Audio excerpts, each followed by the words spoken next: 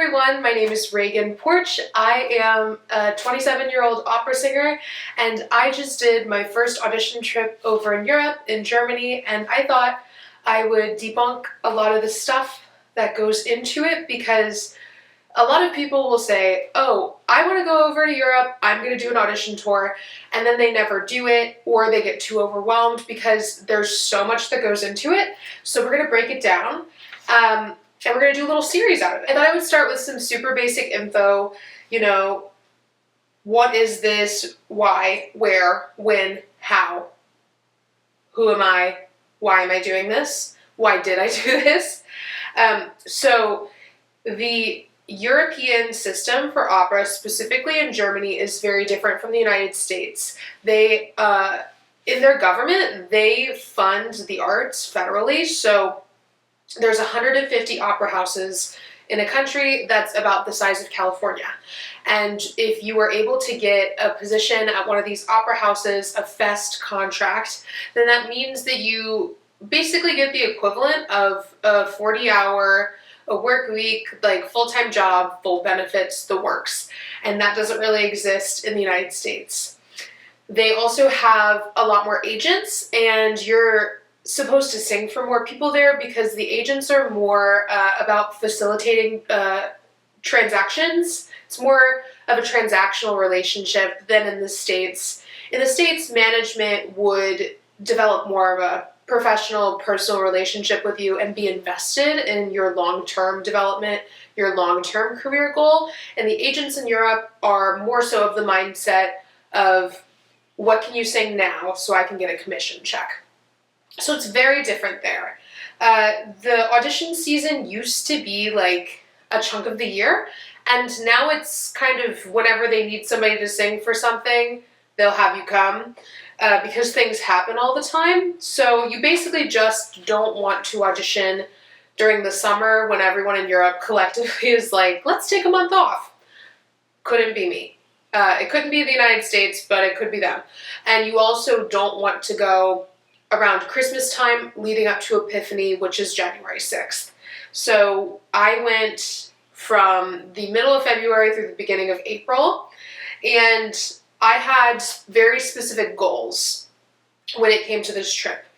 I know that I'm still on the younger side of things. In opera, the voice develops later, and it's more of like you need to marinate at times, especially depending on your voice type. I'm a mezzo-soprano, and so I hit vocal maturity at a slightly later age than a soprano. So I, with my voice teacher, talked a little bit about goals and strategy for this trip. And for me, I wanted it to be very much a fact-finding mission, going over there, doing it, learning how it works, being very strategic, doing a couple of auditions, but not putting too much pressure on the outcome, which I think is super healthy for auditions anyways, because you can't control what the people on the other side of the table think about you. That applies for a job interview too. Like, even if you're not a singer or an artist, you can't impose, like, you can't worry about what somebody else thinks about you in general. So I was strategic. I think that when you're going over there, there's many things that you have to consider. I moved home so I could have my stuff and my cat with my family, so I could have more financial flexibility going over to Europe.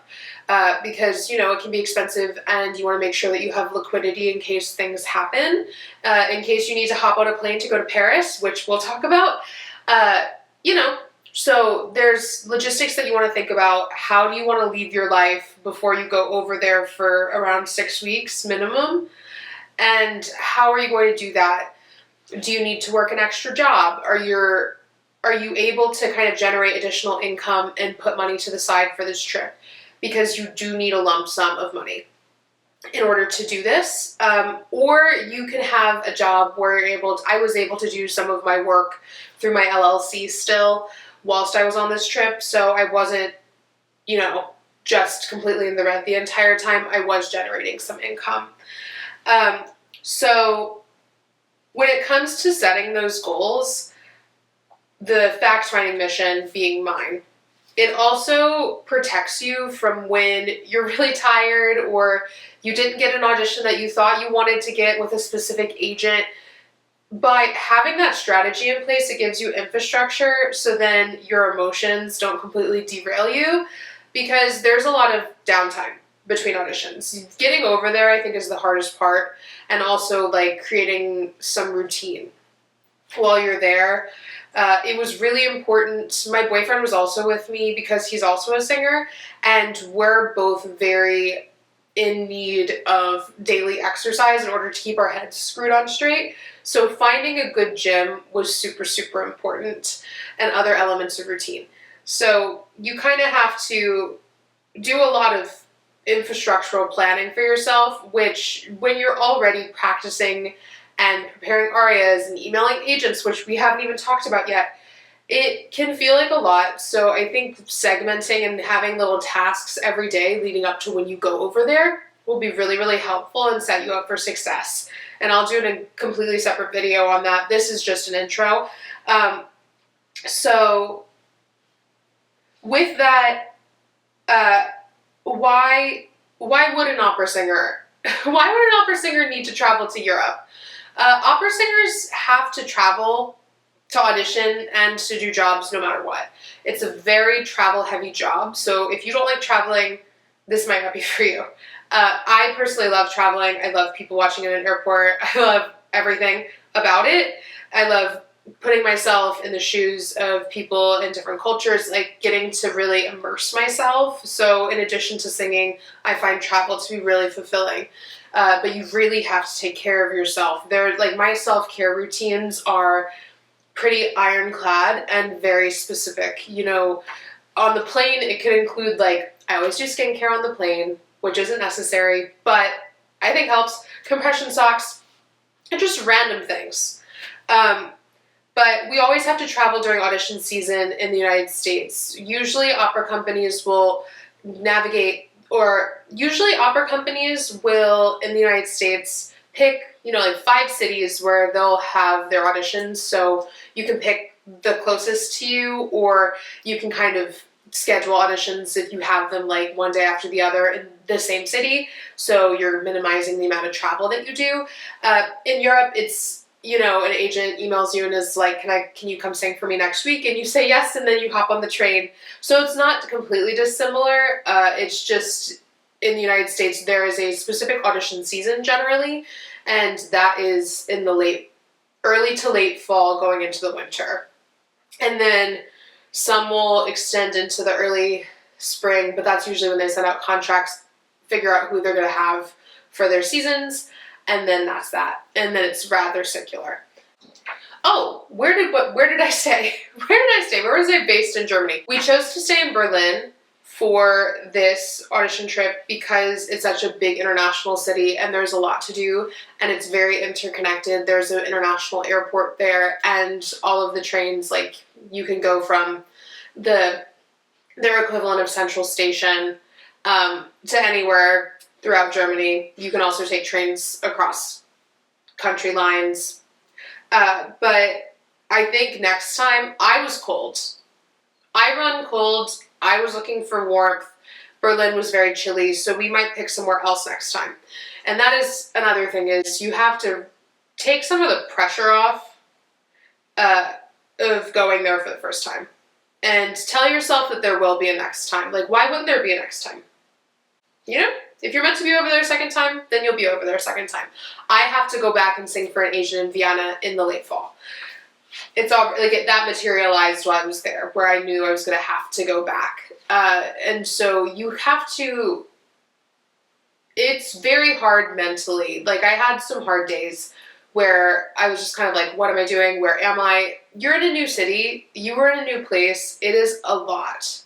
But I hope that seeing me on the other side, I've only been home for like less than 2 weeks. And as I go through this and lay out every single thing I did, I hope that it becomes more digestible and helpful for you, and for some things for you to look forward to. If you don't hear something that you want me to talk about, feel free to comment it, and I will definitely add it in.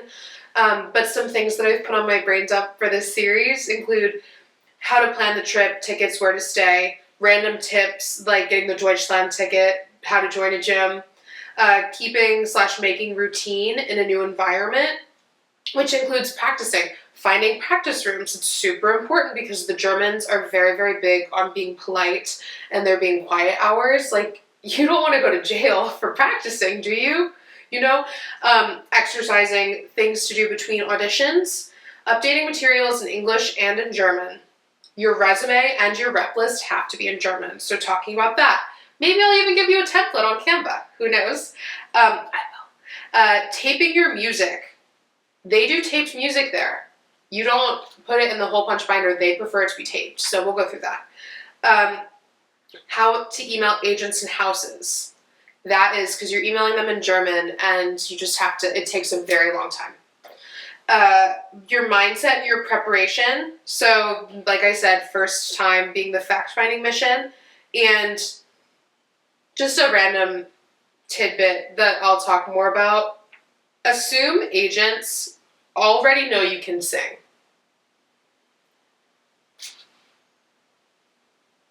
That goes for auditions in States too. Like, if you're in the room, they know you can sing. I don't know why that literally blew my mind. I think that for me, this trip ended up being, like, you might not hear from agents for several months. And so also prepare yourself for that. But for me, I never heard anyone say that, like, my voice, that it wasn't beautiful. That was never even an issue, and I think that I had trouble accepting that in my head. And to actually get that validation from people that are total strangers and owe nothing to me, I don't need their validation. But I do sometimes need external reminders of, like, what my intentions need to be and how I'm actually preparing for auditions in the future. So I think that being present and the way that I shifted my auditioning in Europe was actually really, really formative. And I'm super interested in seeing how it translates to this upcoming audition season, which I figure, I'm just going to start documenting everything for myself, but also for a younger version of myself that didn't have access to me. Because the opera industry is like rather closed off, and people are very gatekeepy and have a scarcity mindset. But I'm not like that. I think that the right opportunity is not going to pass you by, and that there is enough for everyone. And the more that people become educated and the more it becomes accessible in a way that is not presented in a way that is elitist or just turns people off, I think the more the art form has the opportunity to grow. And I am here to be your opera singer, somewhat big sister, because I'm not technically that old in the grand scheme of things, but I've been to Europe once now, so I guess I have that. But we'll call that a day, and I will see you next time. If there is anything that you want me to talk about, if you want to DM me, if you want to message me on socials or anything, you are more than welcome to. I'm happy to help. And I'll see you next time. Bye.